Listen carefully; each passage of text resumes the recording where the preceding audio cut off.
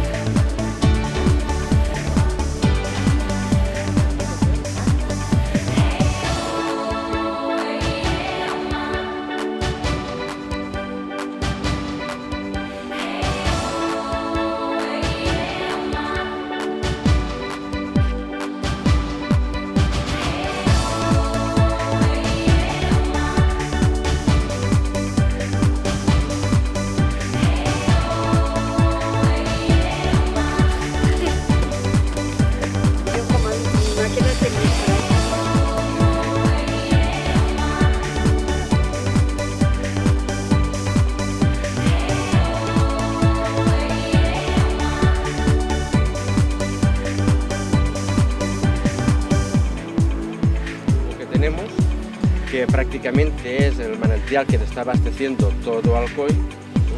Afortunadamente pues tenemos de agua. El manantial se hicieron 2 pozos porque el caudal de agua bajó y tuvimos que hacer pozos tanto aquí como en Barrantes.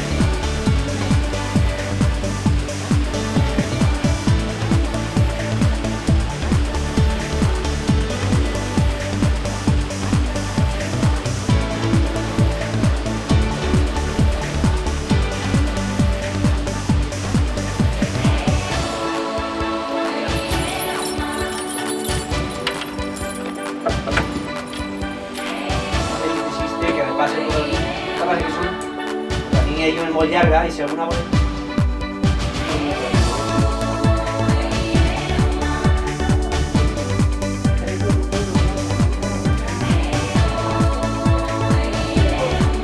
La galería, toda la galería, desde aquí hasta el pueblo, está con piedra, es de sillarejo que se ve. Veis ahí un vistazo, veis cómo está hecho.